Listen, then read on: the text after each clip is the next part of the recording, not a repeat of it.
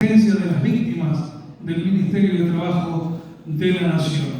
Y también a Tamara Rosenberg del Comité Ejecutivo, para que sean ellas las últimas dos disertantes de esta jornada. Ardua, pero realmente muy interesante que hemos tenido aquí y vamos a seguir compartiendo por algunos minutos más. Así que agradecerles a todos por la paciencia, por supuesto por la deferencia que han tenido con esta jornada, más allá de la resolución, más allá del certificado.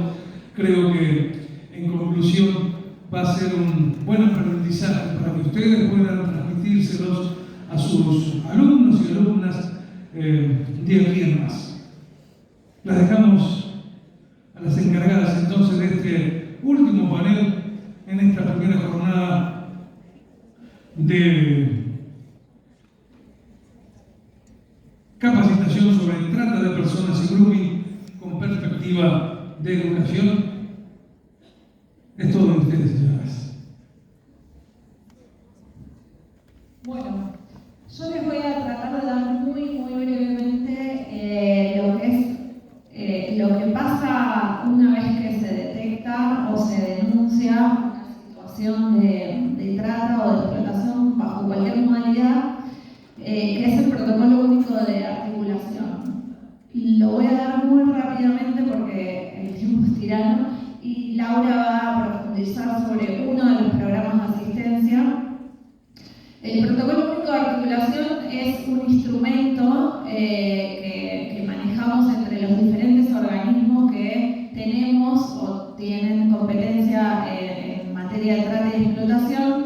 El primer protocolo que veníamos trabajando era del año 2015 y el año pasado todos los equipos técnicos y organismos, los 5 ministerios que forman parte del comité, que bueno, no los dijimos, los mencionamos rápidamente, que son el Ministerio de Trabajo, el Ministerio de Seguridad, el Ministerio de Justicia y Derechos Humanos, el Ministerio de Desarrollo Social y el Ministerio de Mujeres, Género y Diversidades, y coordinados por la Dirección Operativa del Comité. Trabajamos en la revisión de ese protocolo, ordenándolo, actualizándolo y que sea de verdad un instrumento que sirva. Esto es algo que tenemos que empezar a acercar también a todas las fiscalías, a los juzgados y a todos los organismos del país que tienen que trabajar con el tema. Básicamente el protocolo se rige por algunos principios rectores, no los voy a decir todos, pero son el de, primero desde una perspectiva de derechos humanos, con una perspectiva de género, teniendo en cuenta a las personas con discapacidad, la no punibilidad de las víctimas, bueno, entre otros, ¿no? Porque si no se va a hacer muy largo. Y el protocolo se activa en el momento que, a partir de una detección de una posible situación de trata o de explotación, alguno de los organismos, como decía, con competencia en la materia, que pueden ser estos 5 ministerios, a través de sus diferentes áreas, ¿no? Por ejemplo, desde el Ministerio de Trabajo, fundamentalmente el área de fiscalización del trabajo, el Ministerio de Seguridad, especialmente con el trabajo investigativo de las diferentes fuerzas, de la Policía Federal, de Prefectura o Policía Aeroportuaria, Policía Aeroportuaria y Gendarmería, pueden ser llamados para participar en allanamientos o de rutina, en inspecciones de rutina pueden detectar alguna de esta situación. Hay diferentes canales de comunicación. Uno es la principal, es la línea 145, la que mencioné anteriormente, que es esta línea que está coadministrada por la Fiscalía Antitrata, la PROTEX, y el Ministerio de Justicia y Derechos Humanos, que funciona todos los días del año, durante todo el día. Es anónima, la denuncia puede hacerse o la consulta de forma anónima o, si la persona quiere, puede brindar sus datos. La verdad es que si brinda sus datos se puede hacer un seguimiento mejor de esa denuncia. De todas maneras, cuando uno llama, las operadoras del programa brindan un número de denuncia, entonces también se puede hacer un seguimiento con ese número.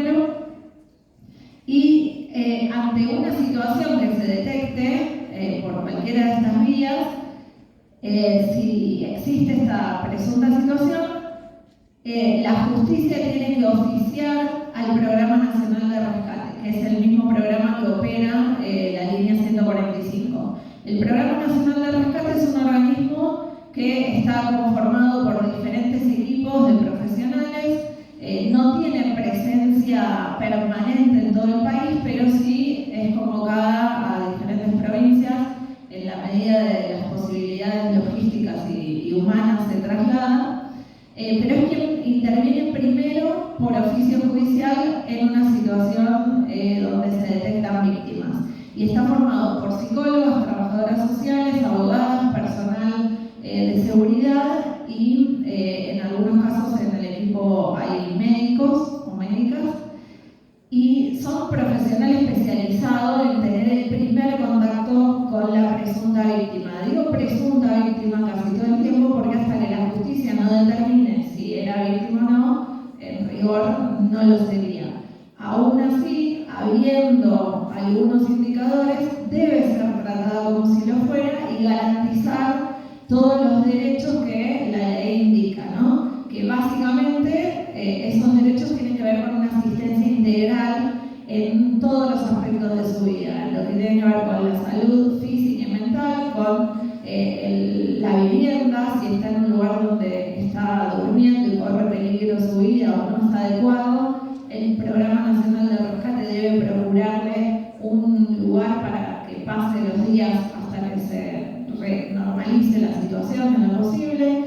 También garantizar el acceso a la justicia a través de las defensorías públicas, por ejemplo, asesorarla en lo que tiene que ver con lo que va a ser su declaración testimonial, y también tiene que tener el consentimiento de si quiere o no ser asistida. Esto del consentimiento no es medio polémico, porque si hablábamos antes de que las personas no se consideran víctimas y se le dice, bueno, acá no podés seguir estando porque estás en riesgo, y hay personas que no quieren irse de ese lugar porque todavía siguen bajo los efectos de esa manipulación o acción de la que hablamos y se niegan. Si se niegan, existe la obligación de que firmen un acta de que se negaron a ser asistidas. Eso no quiere decir que en otro momento no pidan ser asistidas y uno no le dice, no, mira, vos firmaste un acta, ahora no te asisto. Tienen igualmente el derecho a ser asistidas, ¿sí? Porque se considera que aún en el momento del rescate podrían estar en una situación de vulnerabilidad. Entonces son asistidas por el Programa Nacional de Rescate hasta el momento de la primera declaración testimonial. Esa declaración testimonial, de acuerdo a la ley, debe darse en cámara Gesell. La cámara Gesell es un dispositivo por el cual la persona puede declarar en presencia de la psicóloga en general que la viene acompañando del Programa Nacional de Rescate, y desde otro lugar el fiscal puede observar esa declaración y le puede indicar a la profesional que está interviniendo qué preguntas son necesarias hacer. La cuestión acá es no preguntar una y otra vez por la situación traumática, que en general es una situación traumática, porque también tenemos que cumplir con el principio de no revictimización, es decir, de no hacer pasar a la persona por el trauma por el que ya pasó una y otra vez, ¿no? Entonces, por ejemplo, hay un sistema que es un registro que es el REDAVID, que es un registro que lleva el Ministerio de Desarrollo Social, que es el organismo que por protocolo, una vez que la persona declaró en sede judicial, es quien continúa la asistencia. SENAF coordina una red de puntos focales, como me voy a tirar varios nombres y organismos, pero bueno, es lo que dice el protocolo. Entonces SENAF, que depende de Desarrollo Social de Nación, coordina la red de puntos focales, y cada punto focal es un organismo provincial que el gobernador o gobernadora de cada provincia designa en su territorio. En algunos casos está a cargo de Secretarías de Derechos Humanos, en algún caso de una Secretaría de Trabajo, en otros casos a cargo del área de Mujeres, Género y Diversidad, en otros a cargo de Desarrollo Social de la provincia. Bueno, es variado, depende, como como digo, de la decisión del gobierno provincial, y son quienes, una vez que la persona declaró la sede judicial, tienen que continuar con la asistencia. SENAF Nacional, la coordinación, solo se ocupa de asistir a las personas migrantes que estén en tránsito, si es que quieren volver a su país de origen. La persona tiene la opción de regresar a su país de origen en caso de que sea migrante o de permanecer en este país. Cuando el rescate se produce en una provincia que es distinta del origen de la persona, también empieza a existir el punto focal en el que la persona ha sido victimizada y después le traslada a la provincia de origen si es que de nuevo la persona quiere retornar, ¿no? Porque en muchos casos, sobre todo en casos de explotación sexual, donde fue captada, no sería adecuado que la persona vuelva, ¿no?, a insertarse, porque existe el riesgo de que sea recaptada si no se apura la justicia en encontrar y sancionar a quienes cometieron el delito. Entonces les hablaba de este redavit en el sentido de que recién está empezando a implementarse. Cuando la persona va pasando por las diferentes instancias, se va registrando en ese sistema, con lo cual se evitaría que en cada instancia de asistencia se le vuelva a preguntar cada vez la misma situación y que la persona la tenga que volver a contar, y con cada vez que la cuenta vuelve a traer el trauma, ¿no? Si bien cada persona es un mundo, pero bueno, en general se observa eso. También en el protocolo lo que se queda constancia es quiénes pueden ser querellantes, además de la propia víctima.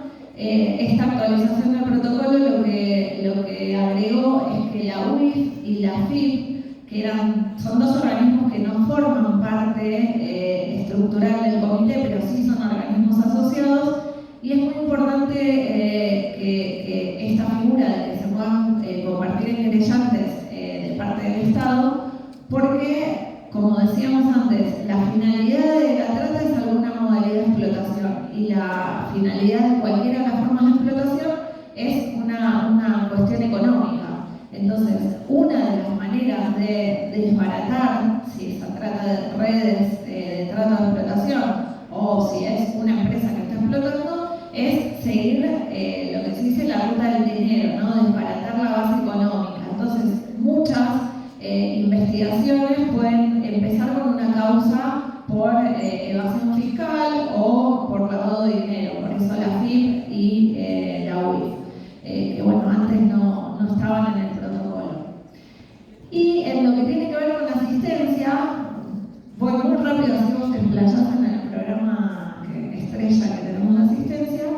En lo que tiene que ver con la asistencia, les decía antes que hay que garantizar la asistencia integral. Y es importante que todos sepamos que una vez que se denuncia, se rescata a una o varias personas, ¿qué pasa con esa persona? Porque a veces tenemos ese temor de denunciar porque decimos, bueno, o la misma víctima, bueno, yo denuncio, me quedo sin esto miserable que tenía, pero era algo al fin, ¿no? Un trabajo, un lugar para dormir y comida, por más que sea todo precario. Bueno, el Estado es quien debe garantizar esa asistencia, y si bien el comité y la ley de trata son bastante recientes, pero ya llevan más de 10 años, hace muy pocos años que se empezaron a generar políticas públicas específicas para esta población con sus características especiales, y la asistencia tiene que contemplar todas esas áreas. En cuanto a la asistencia jurídica, por ejemplo, está el Ministerio Público de la Defensa y las defensorías públicas, que están con presencia en 8 provincias nada más, pero de acuerdo a la jurisdicción, si es una provincia limítrofe, puede actuar un defensor de otra provincia, pero muchas veces las víctimas no saben que pueden hacer uso de esos defensores para querellar en las causas. Bueno, una de las cosas en las que hay que orientar y asistir a las víctimas es eso, ponerlas directamente en contacto con esos defensores.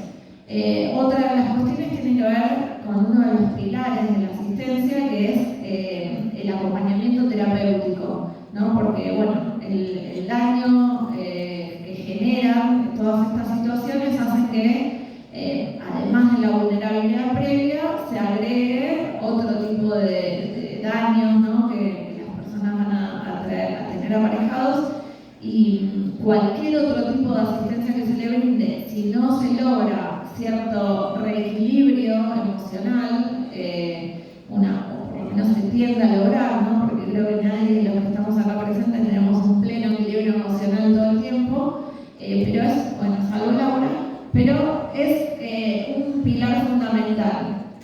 Entonces ahí también lo que se vino trabajando desde el comité es un convenio con el Ministerio de Salud de Nación, específicamente con el área de salud mental, con la Dirección de Salud Mental, por la cual cualquier organismo que esté asistiendo, cualquiera de estos organismos que funcionan como punto focal, o los delegados y delegadas de la Dirección Operativa del Comité que están en los territorios, detectan alguna persona rescatada, no importa si es recién rescatado o ya fue rescatada hace un tiempo y hasta ahora no había sido asistida en lo que tiene que ver con salud mental, hacemos la articulación con la Dirección de Salud Mental y esa dirección busca en la jurisdicción que corresponda el turno para que esa persona sea atendida durante el tiempo que lo requiera.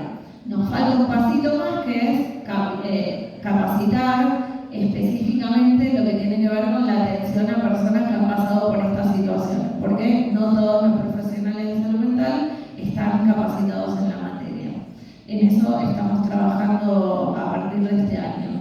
También es necesaria una asistencia económica lo más rápida posible. En ese sentido, al no haber hasta el momento una prestación económica específica para víctimas de trata, tanto el Ministerio de Mujeres, a través del programa Acompañar, que es una prestación de un salario mínimo vital y móvil por un periodo de 6 meses, como el Ministerio de Desarrollo Social, hasta ahora con el programa Potenciar, específico para víctimas de trata, que no requiere una contraprestación como el Potenciar para la población en general, brindaban esta asistencia específica. Recientemente se aprobó un nuevo programa de desarrollo social de Nación, que es el programa Restituir.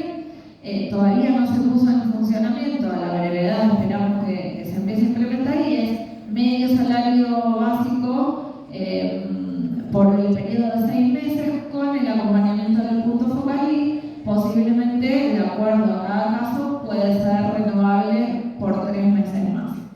Y también, bueno, además del programa del Ministerio de Trabajo, que sería el último casi eslabón en lo que tiene que ver con, más que con la asistencia, con la restitución de derechos, ¿no? y rehacer un proyecto de vida digno. En ese sentido también está el acceso a soluciones habitacionales, que muchas personas que terminan siendo víctimas de estos delitos, una de las situaciones que tienen es que no tienen un lugar a donde volver una vez que son rescatadas, o si lo tienen no está en condiciones adecuadas y demás. Entonces también se hizo un convenio con el Ministerio de Desarrollo Territorial y Hábitat de Nación, que fue refrendado por los institutos provinciales de la vivienda. Fíjense que en todos los casos es súper importante esta articulación de Nación y de cada jurisdicción, ¿no? Porque ningún organismo solo puede asistir integralmente a una persona en todo lo que eso implica. Entonces, los institutos de vivienda refrendan ese convenio y se comprometen en los casos que sean derivados desde los puntos focales o desde la Dirección Operativa del Comité, en casos acreditados judicialmente, como trata o explotación, aun cuando no haya sentencia, pero sí tienen que estar judicializados, de brindar prioridad para acceder a una solución habitacional, que va desde un alquiler, desde un subsidio para alquilar, hasta un comodato de una vivienda o la adjudicación de un programa Procrear, bueno, o todo el abanico que cada instituto venga trabajando. Básicamente ese sería el protocolo de actuación, y lo que nosotros buscamos es que en algún momento de este camino de la asistencia la persona deje de considerarse víctima fue víctima de una situación, el Estado la asiste, también las organizaciones de la sociedad civil cumplen un rol muy importante que, más allá de que no estén en el protocolo, participan activamente en muchos casos de la asistencia, pero bueno, logre dejar de ser víctima y pase a ser una persona con derechos y que pueda valerse por sí misma y hacer la vida que desea. Y ahí es donde entra el programa que Laura coordina y que ahora les va a contar.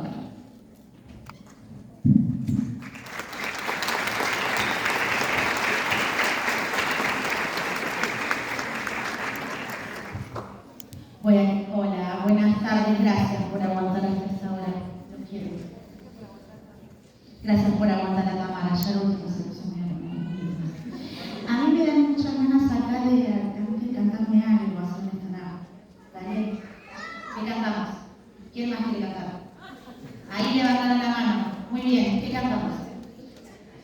Buen día, desde la División Trata de Personas de la Policía de la Provincia queremos aportar que no solamente las fuerzas federales realizan la investigación del delito de trata, sino que también nosotros tenemos competencia en cuanto a investigación y a su vez también, aprovechando la situación, la División Trata de Personas también tiene como objetivo la prevención y tenemos obviamente para realizar Para llevar a cabo este objetivo existe una sección, instrucción y docencia, donde tenemos activas las charlas todo el año para todos los niveles del sistema educativo. Bueno, obviamente dejarles el número de comunicación de la División Trata de la Policía de Catamarca, que es 154008879, y nuestra dirección es Barrio 920, arriba de Sanidad Policial. Esto es para que tengan en cuenta debido a que obviamente tenemos un docente de la provincia y a reiterar, la División Trata también recibe denuncias las 24 horas del día. Nosotros tenemos guardias activas y obviamente también llevamos a cabo, reitero, la investigación de las denuncias a través de la línea 145. Bueno, acá está todo el personal presente de la división en la capacitación. Muchas gracias. Sí, es correcto lo que acaba de comentar. Yo simplemente me remití al protocolo nacional. Después, en cada jurisdicción también están las áreas provinciales de investigación y demás que obviamente colaboran y hacen un trabajo fundamental. Y todo, como bien decía la compañera, todas las denuncias de trata deben ser, sean que llegan directamente a la provincia o por otro canal, todas vehiculizadas por la línea 145, que es después de donde se hace esa investigación preliminar que la hace la Protex. Y bueno, siendo un delito federal, todo debe pasar por esa línea, ¿no? Pero bueno, es lo que ustedes vienen haciendo. ¿Está aclarado? ¿Sí? Bien. Bueno, ese es el nombre de esta coordinación que tengo el honor de tener a mi cargo. Está Fabiana, que le agradezco el apoyo, el acompañamiento, el poner power. Les agradezco mucho haberse quedado les agradezco mucho a Ivana, a la agencia territorial, a todos los que nos invitaron y los que nos aguantan.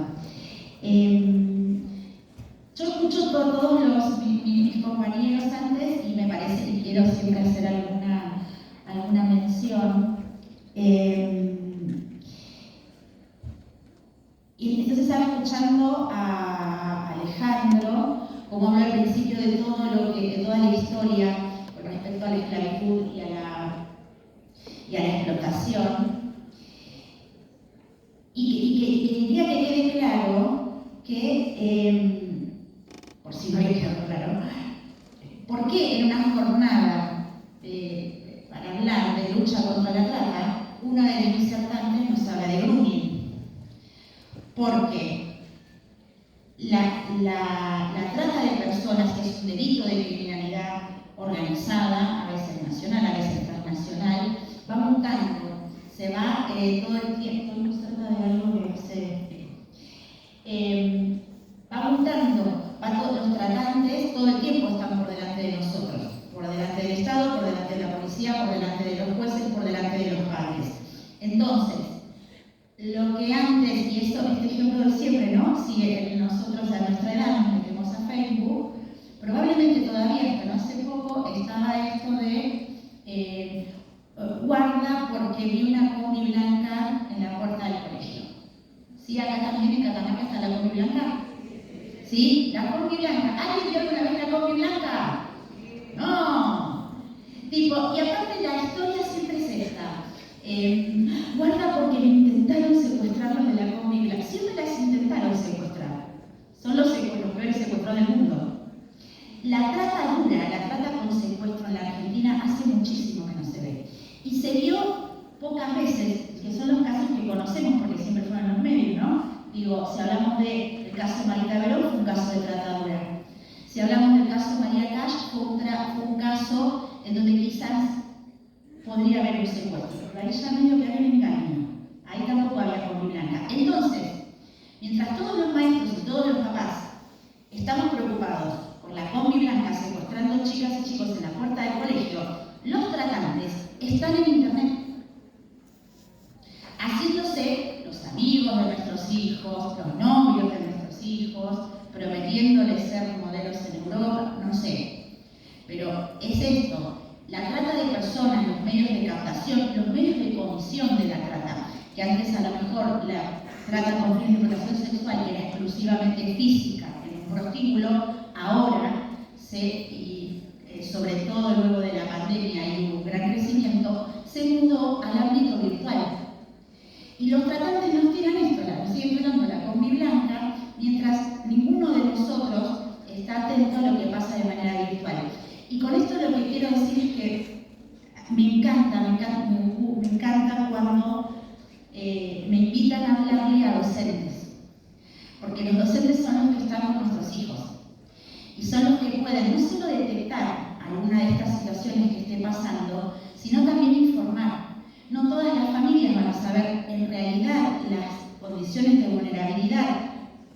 Generalmente son familiares, entonces no podemos esperar que todas las familias, bueno, lo mismo que pasa, es la misma discusión que con ICE, bueno, no todas las familias están preparadas, o a veces es en el seno familiar en donde se produce el abuso sexual, entonces no podría la familia que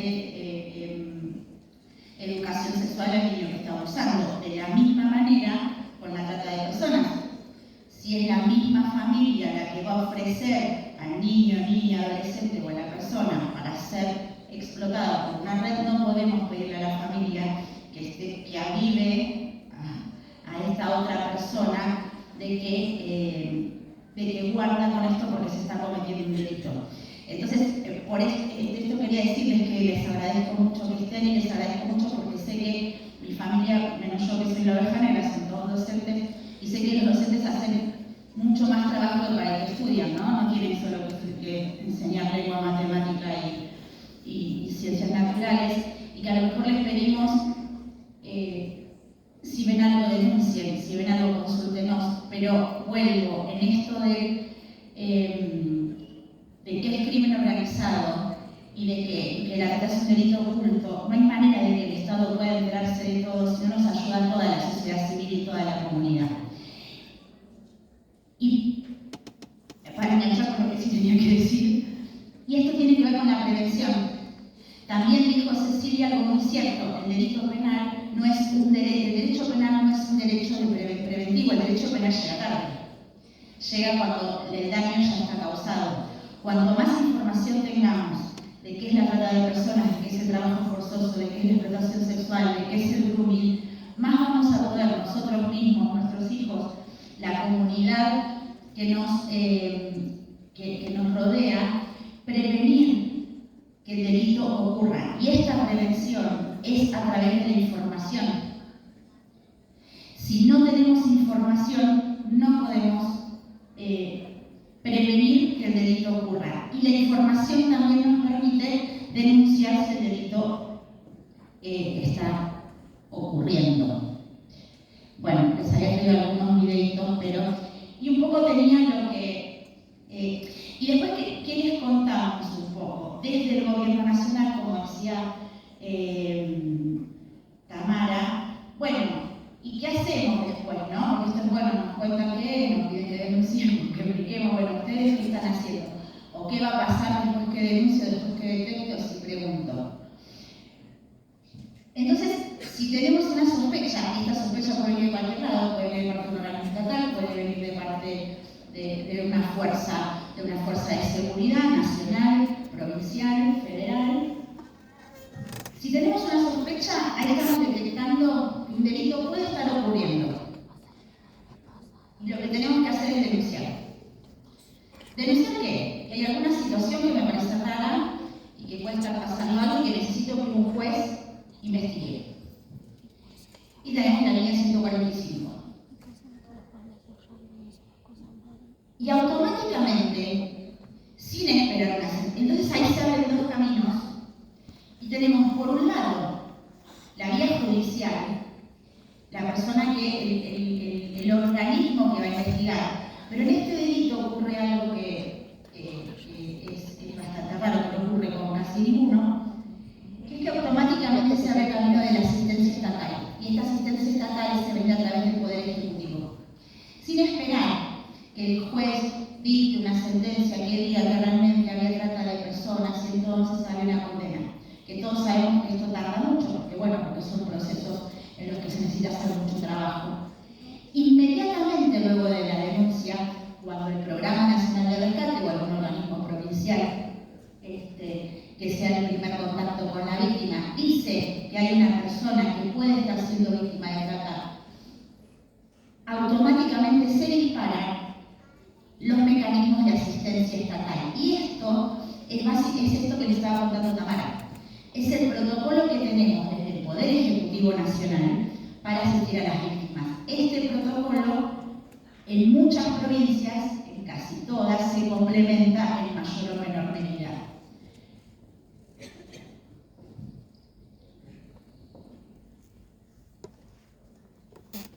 Yo seguía con mis videitos. Bueno, ¿y cómo intervenimos? De tres maneras. Me estoy interviniendo a Tamara. La intervención urgente, que es la que hace el Programa Nacional de Rescate. Luego el Ministerio de Desarrollo Social, que ya hace una intervención más profunda, más intentando la reconstrucción del proyecto de vida.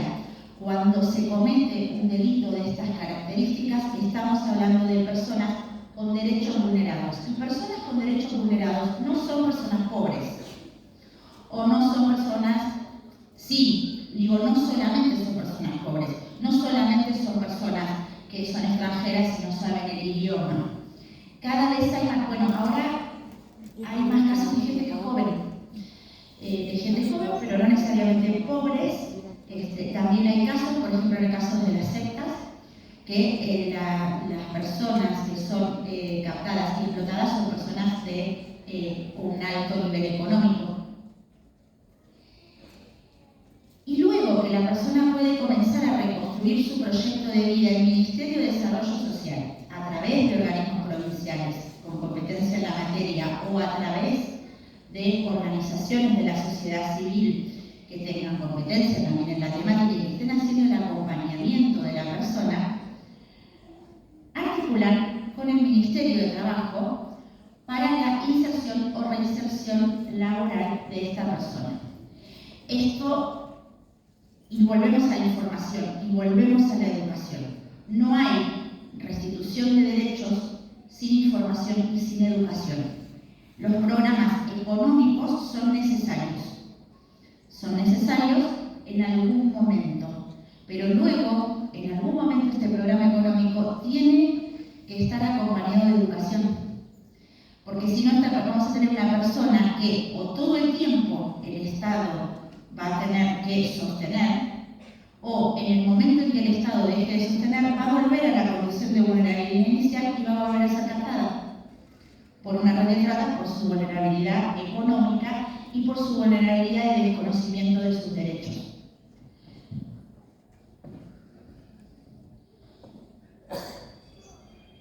Bueno, y en este trayecto de reconstruir derechos y de la reinserción laboral de las personas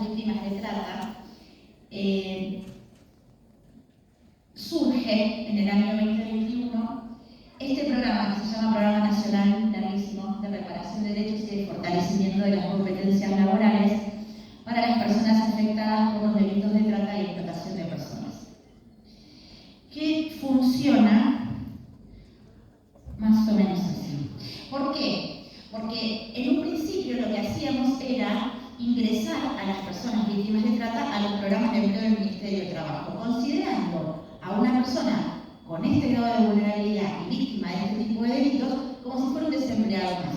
Esto claramente demostró no ser suficiente y no ser acertado. Hace falta un programa específico para las personas que han sido víctimas de trata. Porque ¿qué tenemos que hacer?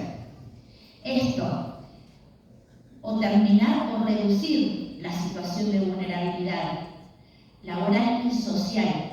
¿Para qué? Para que no vuelva a ser víctima del delito, para que pueda insertarse en un trabajo formal, disminuyendo las posibilidades de revictimización. Y tenemos que facilitar, acompañar y promover su reinserción laboral formal. ¿Qué significa esto? Es un programa muy pequeño que se trabaja con muy pocas personas, porque es un programa que hacemos de manera personalizada. Y ahora después les voy a decir cómo.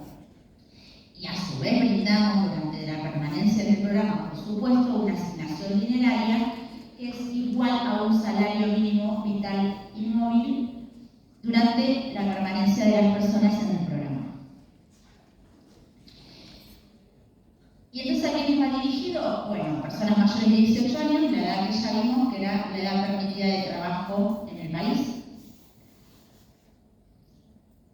Haber sido relevada, detectada, rescatada o estar siendo asistida por ser posible víctima de explotación de personas. No es necesario que exista una causa judicial y mucho menos que la persona sea parte de esta causa judicial. Simplemente hay un organismo que tiene que decir que hay una persona que tiene fuerte indicio de haber sido explotada. Por eso deben estar siendo asistidas. No podemos rescatar a una persona y pretender insertarla laboralmente al otro día. Esta persona tiene que estar siendo asistida, tiene que estar teniendo esta asistencia psicológica de la que hablaba Tamara. Y hay un organismo que tiene que decir, bueno, esta persona ya está preparada para ser insertada en el mercado laboral.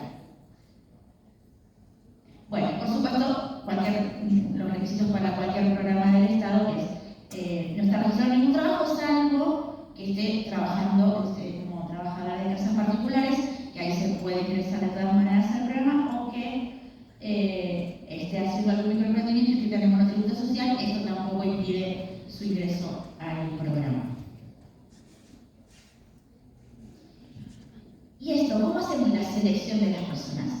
Las hacemos con la Dirección Operativa del Comité Ejecutivo, con el Ministerio de Desarrollo Social, con los organismos provinciales. El trabajo es articulado. El trabajo es articulado desde el Gobierno Nacional y con los gobiernos provinciales, y con los gobiernos municipales y con las organizaciones de la sociedad civil. No hay otra manera de luchar contra el crimen organizado y de disminuir la situación de vulnerabilidad de las víctimas si entre los organismos nos estamos peleando entre nosotros. O trabajamos en conjunto y tiramos todo para el mismo lado, o es una lucha que vamos a perder. Bueno, tenemos algunos criterios de selección, que sea participación federal, tratamos de que las participantes sean de todas las provincias que quieran participar. Evaluamos el grado de avance en el proceso de acompañamiento, bueno, la existencia de compatibilidades, la existencia de presupuesto, la existencia de vacantes en los talleres de formación. No podemos meter 1000 personas en un taller para víctimas de trata. Ponemos 30 como mucho. Y se me cortó la botella.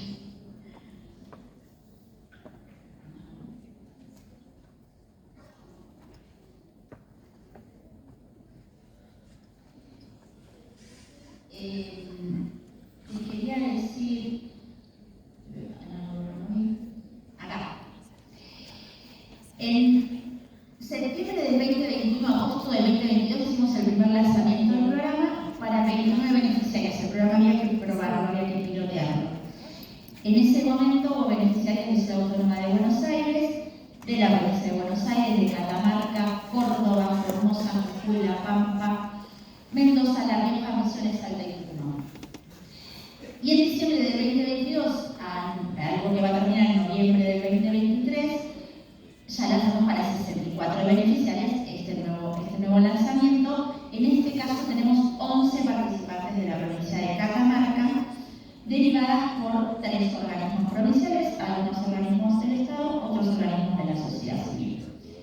Y también Buenos Aires, Córdoba, Formosa, Jujuy, La Rioja, Misiones, Salta, Neuquén, San Luis, Santa Fe, Tierra del Fuego y Tucumán. ¿Cómo hacen? ¿Cómo hacemos? Por Zoom. Y al hacerlo por Zoom, hacemos durante 4 meses unos talleres que son encuentros semanales de 3 horas por Zoom, en modalidad hipersincrónica. Ahí podemos llegar a todos los puntos del país de la misma manera. Es un trabajo interdisciplinario que utiliza herramientas de la Gestalt, la pedagogía Waldorf, el yoga. Y eso va haciendo 2 cosas. Primero, las beneficiarias aprenden a usar la herramienta informática. Aprenden a usar Zoom, a conectarse, a desconectarse, a mutearse, a desmutearse.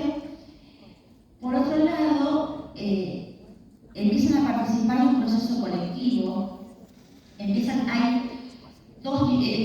Hacemos un taller de un día que están divididas en 2 grupos.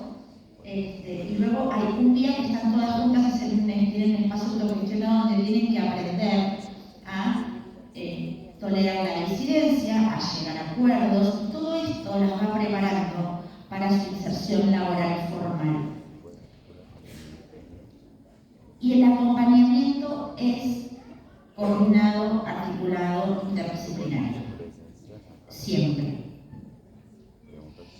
Y pasados estos 4 meses, tenemos otro periodo de 12 meses total, hay otros 8 meses en que desde y articulando con nuestra agencia territorial del Ministerio de Trabajo y con el organismo derivante, empezamos a ver cuál es la mejor opción, con por supuesto la beneficiaria del programa, cuál es la mejor opción para su inserción o reinserción laboral formal. Puede ser un trabajo en relación de dependencia, puede ser un trabajo autogestionado.